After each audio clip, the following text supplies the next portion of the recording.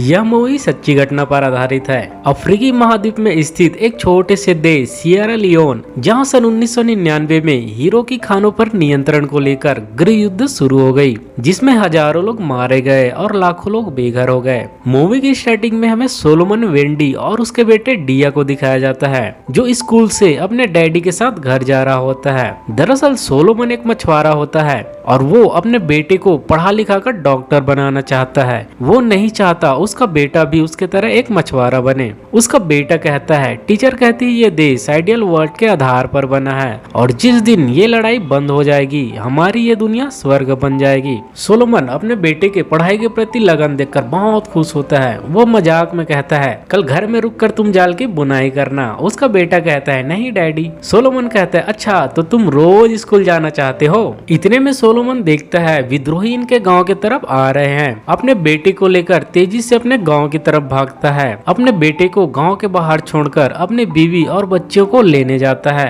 विद्रोही सारे गांव वालों पर अंधाधुंध फायरिंग कर रहा होता है। इसी बीच सोलोमन अपने घर तक पहुंच जाता है और अपने झोपड़ी के पीछे वाले हिस्से को तोड़कर अपने बीवी और बच्चे को वहां से भगाता है। विद्रोही उसे पकड़ लेते हैं। इस विद्रोही में छोटे छोटे बच्चे भी होते हैं। उन्हें सरकार से नफरत होती है और सरकार को वोट देने वालों से भी, इसीलिए सभी वोट देने वाला का हाथ काट रहा होता है। सोलोमन की बारी आता है, उसका भी हाथ काटने वाला होता है। तभी उसका लीडर कहता है, रुको रुको, इसे ट्रक में डालो, ये खदानों में हमारे लिए काम करेगा। अगले सीन में G8 देशों की बैठक ब्रुसेल्स की राजधानी बेल्जियम में होती है, जहां सियरा लियोन देश में हीरो की तस्करी से उत्पन्न हुए गंभीर स्थितियों पर चर्चा करते हैं और इसे रोकने के लिए कदम उठाने की मांग करते हैं। अगले सीन में RUF यानी क्रांतिकारी यूनाइटेड फ्रंट, जो इस विद्रोही संगठन का नाम है, उसका स्थानीय लीडर कहता है, RUF सियरा लियोन के लिए लड़ रही है। अगर कोई हमारे हीरे लेने की जरूरत करेगा तो मैं उसका गला काट दूंगा।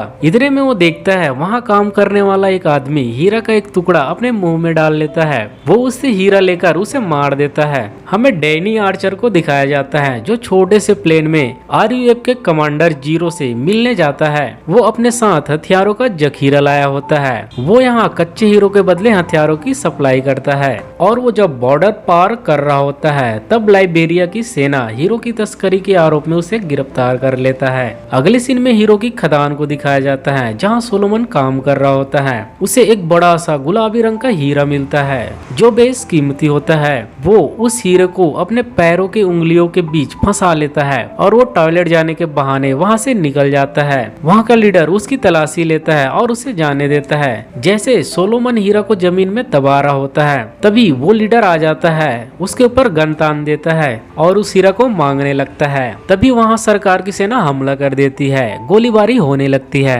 एक ग्रेनेड इनके पास आकर फटती है। ग्रुप का लीडर जख्मी हो जाता है। सोलोमन जल्दी से उस हीरे को थोड़ा आगे जमीन में गड़ा देता है। सेना वाले उसे गिरफ्तार कर लेते हैं। जब RUF वालों को जेल में डाल रहे होते हैं तभी उस ग्रुप लीडर को सोलोमन दिख जाता है। वो उससे पूछने लगता है, कहाँ है वो हीरा, तुमने क्या किया उसका। सोलोमन कहता है, पागल हो गए हो क्या, मैं तुम्हें नहीं जानता। वो लीडर कहता है, झूठे, मैंने अपने आंखों से देखा। इससे पहले इतना बड़ा गुलाबी रंग का हीरा मैंने अपनी पूरी जिंदगी में नहीं देखा। सोलोमन गुस्से से कहता है, पागल हो गए हो क्या, कहाँ है हीरा, मेरे पास कोई हीरा नहीं है। तुम लोगों ने मेरा परिवार छीन लिया, मेरा घर, मेरे बच्चे, मेरा सब कुछ छीन लिया। वो लीडर कहता है, मैं तुम्हें जानता हूँ सोलोमन वेंडी, तुम्हारा एक परिवार है, मैं तुम्हें नहीं छोड़ूंगा। और ये सब बात डैनी आर्चर सुन रहा होता है। अगले सीन में डैनी जेल से बाहर आता है। उसका दोस्त उसे लेने आया होता है और उसे कहता है, जिस तरह तुमने हीरे खो दिए कर्नल तुमसे बिल्कुल खुश नहीं होंगे। वो अपने दोस्त से कहता है, अंदर सोलोमन वेंडी नाम का एक मछुआरा है, उसके पास गुलाबी रंग का एक बड़ा सा हीरा है, उसे जल्दी बाहर निकालो। कुछ दिन बाद डैनी का दोस्त सोलोमन को जेल से बाहर निकाल लेता है और उसके हाथ में एक कागज का टुकड़ा देकर वहाँ से चले जाता है। डैनी बीच में बियर पी रहा होता है। तभी उसे एक अमेरिकन लड़की दिखती है। वो उसके पास जाता है। उसका नाम नाम मैडी होता है जो एक पत्रकार होती है। डैनी को जब पता चलता है वो पत्रकार है, वो वहाँ से निकल जाता है। वो पत्रकार उसके पीछे जाती है और कहती है पिछले 5 सालों से इस देश ने हीरो की कोई निर्यात नहीं की है, जबकि पड़ोसी देश लाइबेरिया $2 बिलियन का निर्यात किया है। ये अजीब बात है। अगर गौर करे तो लाइबेरिया के पास हीरो का कोई खास स्रोत नहीं है। वैसे वेंडी कैप इनकार करते हैं कि उन्होंने ब्लड डायमंड यानी खून के हीरो का व्यापार नहीं किया, लेकिन ये बात भी स्वीकार करते हैं कि सब हीरा कहाँ से आता है ये बता पाना मुश्किल है। डैनी कहता है तुम मुझसे क्या चाहती हो? पत्रकार कहती है तुम वेंडी कैप के बारे में सब कुछ जानते हो, मेरी मदद करो। Of the record. डैनी कहता है ऑफ द रिकॉर्ड, मैं अपना कब्र नहीं खुदवाना चाहता, समझ गई तुम? यह कहकर वो वहाँ से चले जाता है। दरअसल वेंडी कैप अमेरिका में सबसे बड़े हीरो का व्यापारी होता है। सोलोमन अपनी बीवी और बच्चों का नाम रिफ्यूजी लिस्ट में चेक करता है, लेकिन उसके परिवार का नाम वहाँ नहीं दिखता।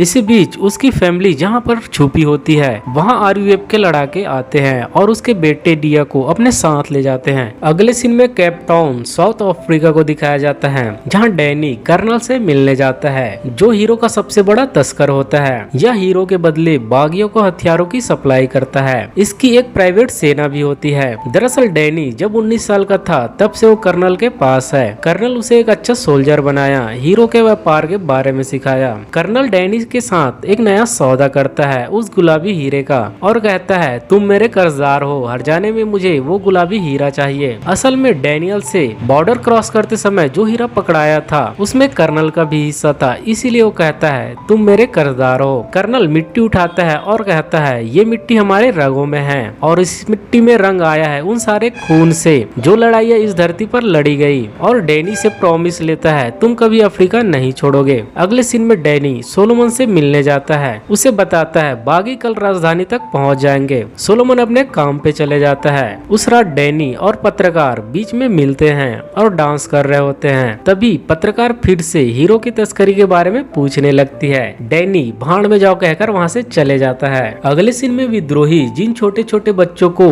पकड़कर लाए होते हैं उनका ब्रेन वॉश करने लगता है। कहता है किसी ने कभी तुम्हें इज्जत नहीं दी जिसके तुम हकदार हो, अब तुम्हें वो छीननी होगी। उनका खून बहाकर ऐसा नारा लगवाने लगता है। सोलोमन के बेटे को राइफल पकड़वाता है और एक आदमी को शूट करवा देता है। उसे नशे का लत भी लगवाता है ताकि जितने बुरे काम है उससे करवा सके और उसे कैप्टन भी बना देता है। अगले दिन विद्रोही उस शहर में हमला कर देते हैं। डैनी सोलोमन से सौदा करना चाहता है लेकिन सोलोमन इंटरेस्ट नहीं लेता क्योंकि उसे डैनी के ऊपर भरोसा नहीं होता। विद्रोही उसके करीब आ जाते हैं। तब डैनी कहता है जल्दी बताओ, तुम्हें तुम्हारी फैमिली मिल जाएगी और हम उस हीरे को आधा आधा बांट लेंगे। सोलोमन एग्री हो जाता है। दोनों जान बचाकर भागते हैं। बहुत भीषण फायरिंग होती है विद्रोही और सेना के बीच। दोनों इस फायरिंग के बीच में फंस जाते हैं, लेकिन डैनी उसे वहाँ से सुरक्षित निकाल लेता है क्योंकि यह पहले आर्मी में सोल्जर रह चुका होता है। अगले सीन में वो पत्रकार मैडी से मिलने जाता है और हीरे की तस्करी के बारे में उसे बताता है। पत्रकार कहती है और ये तुम तथ्यों के साथ साबित कर सकते हो। डैनी कहता है अगर तुम मेरी मदद करो तो।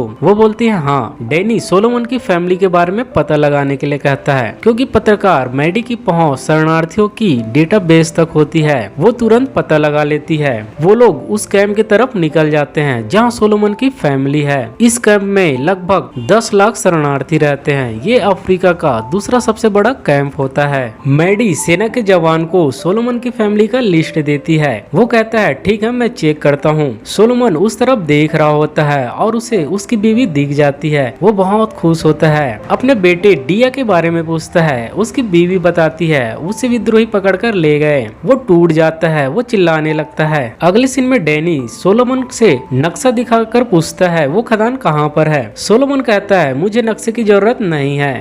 डैनी मैडी के पास जाता है। वो कहती है हमें सटीक खबर नहीं मिल पा रही है, बस वही पुराने खबरों जैसी है। मरी हुई माँ, कटे हुए हाथ, कटे हुए पैर, लेकिन कुछ नया नहीं। शायद ये कुछ लोगों को रुलाने के लिए काफी हो अगर वो इसे पढ़ते हैं तो।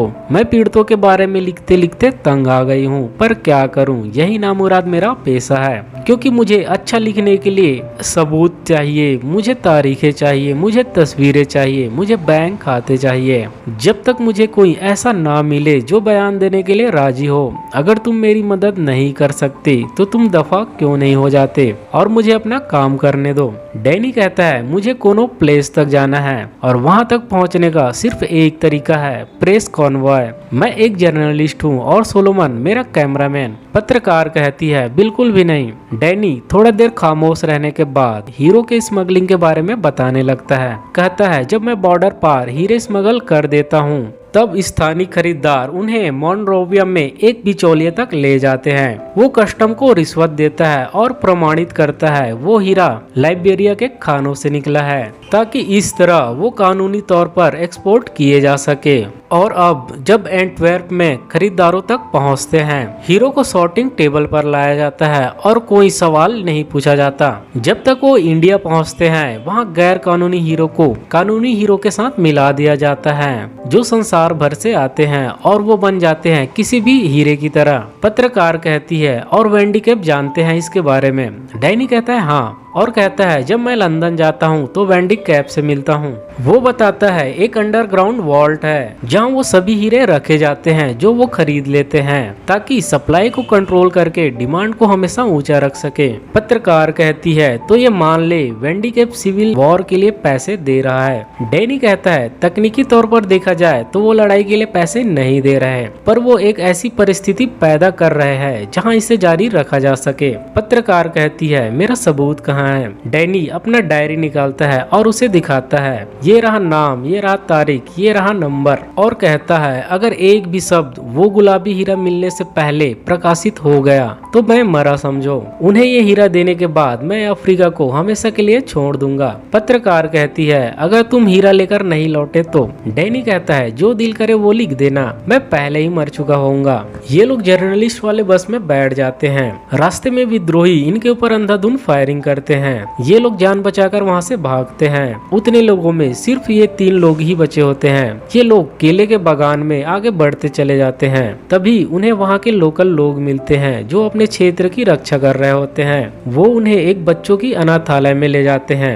जहाँ बहुत सारे छोटे छोटे बच्चे होते हैं और ये इस अनाथालय का हेड होता है। डैनी और पत्रकार मैडी की अच्छी दोस्ती हो जाती है। दोनों रात में साथ में बैठे होते हैं, बहुत सारी बातें करते हैं। पत्रकार कहती है क्या तुम उसका हीरा चुराने वाले हो। डैनी कहता है वो हीरा मेरा टिकट है इस तबाह और बर्बाद देश से निकलने का। अगले सुबह वो आर्मी कैंप में पहुंच जाते हैं और ये 32 बटालियन होता है जो कर्नल कॉर्जी का प्राइवेट मिलिट्री कंपनी है, जिसमें पहले कभी डैनी सोल्जर हुआ करता था। डैनी कर्नल कॉर्जी से मिलता है। कर्नल कहता है अब तुम ऑपरेशन का हिस्सा हो, ऑपरेशन कंप्लीट करेंगे फिर तुम्हारा हीरा ढूंढेंगे। डैनी पत्रकार मैडी से कहता है मुझे तुमसे एक आखिरी एहसान चाहिए। वो कहती है हाँ। डैनी कहता है तुम जाओ और उस गार्ड से कहो तुम उसे सोल्जर ऑफ फॉर्चून मैगजीन के कवर पेज में डालना चाहती हो। पत्रकार कहती है तुम जा रहे हो। डैनी कहता है हाँ। दोनों काफी इमोशनल हो जाते हैं। डैनी अपना डायरी उसे दे देता है। पत्रकार गार्ड से बात करने लगती है। तब तक डैनी वहाँ से कुछ जरूरी सामान और सैटेलाइट फोन ले लेता है। पत्रकार मैडी जाते हुए उसे अपना नंबर देती है।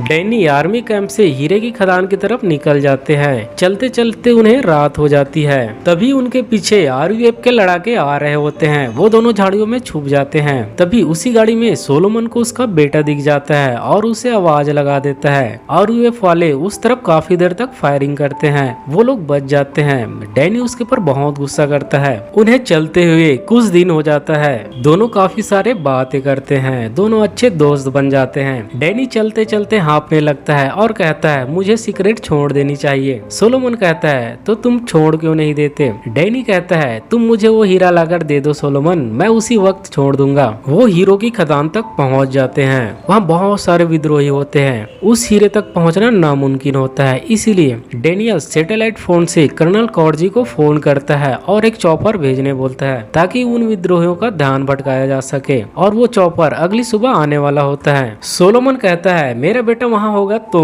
डैनी कहता है मैं पक्का कह सकता हूँ वहाँ तुम्हारा बेटा नहीं होगा। वैसे रात में हम यहाँ से थोड़ा आगे बढ़ेंगे, तब तुम उसे ढूंढ लेना। अभी आराम करो। जब रात में डैनी की नींद खुलती है, सोलोमन वहाँ नहीं होता। सोलोमन विद्रोही कैंप में अपने बेटे को ढूंढने चले गया होता है। डैनी उसे ढूंढते हुए वहाँ पहुँच जाता है। सोलोमन को उसका बेटा दिख जाता है। वो उससे बात करने लगता है। उसका बेटा कहता है, मैं तुमसे नफरत करता हूँ, और दुश्मन दुश्मन करके चिल्लाने लगता है। अगली सुबह ग्रुप का लीडर सोलोमन को हीरा ढूंढ कर देने के लिए कहता है। दरअसल ये वही आदमी होता है जो सोलोमन को हीरा जमीन में गाड़ते वक्त देख लिया था और उसके ऊपर गन तान दिया था। सोलोमन बताने से मना करता है। वो उसके बेटे को मारने की धमकी देता है। उसी समय कर्नल कॉर्जी वहाँ अपनी पूरी टीम के साथ आता है। वहाँ गोले और गोलियों की बरसात होने लगती है। थोड़ी देर में वो जगह कर्नल कॉर्जी के कंट्रोल में हो जाता है। डैनी और कर्नल के बीच में 40-60 के रेशियो में सौदा होता है।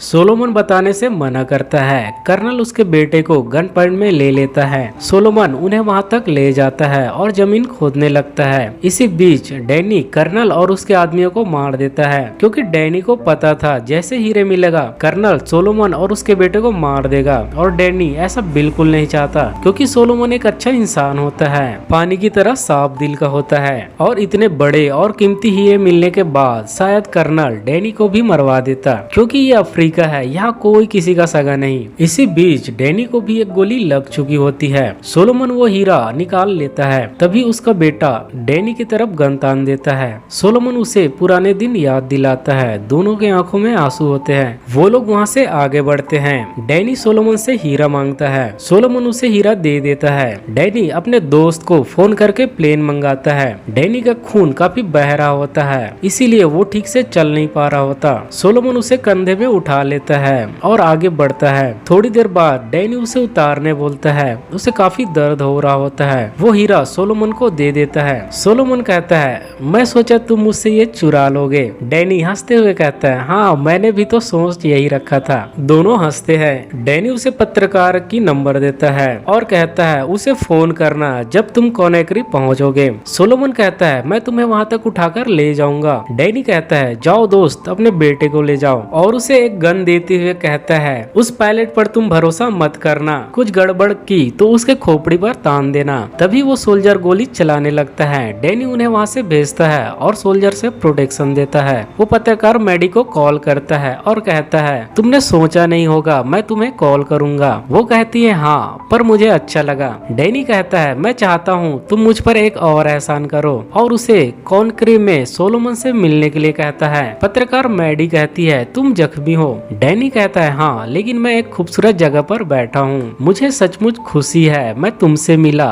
और ये तुम जानती हो। पत्रकार मैडी कहती है, हाँ मैं भी सचमुच खुश हूँ कि तुम मुझे मिले। वो कहती है, काश मैं वहाँ पर होती। डैनी कहता है, कोई बात नहीं, मैं वहीं पर हूँ जहाँ मुझे होना चाहिए, और जमीन से मिट्टी उठाता है। असल में डैनी जब कर्नल से मिलने गया था तब कर्नल प्रॉमिस लिया होता है, तुम कभी अफ्रीका छोड़कर नहीं जाओगे। अगले सीन में सोलोमन और पत्रकार को लंदन में दिखाया जाता है। सोलोमन अमेरिकी हीरा कारोबारी वेंडी कैप से हीरा का सौदा करने आया होता है। वेंडी कैप उसे नोट से भरे एक सूटकेस देता है। सोलोमन कहता है, ये काफी नहीं है, मुझे वो चाहिए जो डैनी आर्चर ने डील किया था। वो पूछता है, क्या था वो डील? सोलोमन कहता है, मेरा परिवार, और वो जब यहाँ आएंगे तुम्हें वो हीरा मिल जाएगा, और मुझे वो पैसे भी चाहिए। पत्रकार दूर से सबकी तस्वीर खींच रही होती है। अगले सीन में उसका परिवार आ जाता है। वेंडी कैप को उसका हीरा मिल जाता है और सोलोमन को उसका परिवार। पत्रकार मैडी इस सब दृश्य का फोटो खींच रही होती है। अगले सीन में पत्रकार अपना मैगजीन प्रकाशित कर देती है। वेंडी कैप बुरी तरीके से गिर जाता है और एक्सपोज हो जाता है। अगले सीन में साउथ अफ्रीका में जनवरी सन 2000 को दिखाया जाता है, जहां सोलोमन को स्पीच देने के लिए बुलाया होता है, और ये मूवी इसी दृश्य के साथ समाप्त हो जाती है। ये मूवी सन 2006 में रिलीज हुई थी। इस समय सियरा लियोन में शांति स्थापित हो चुकी थी, क्योंकि सन 2003 में 40 राष्ट्रों ने किम्बरले प्रोसेस पर हस्ताक्षर किए थे, जिनका मकसद था संघर्षशील स्थानों की हीरो की प्रवाह को रोकने का प्रयास करना।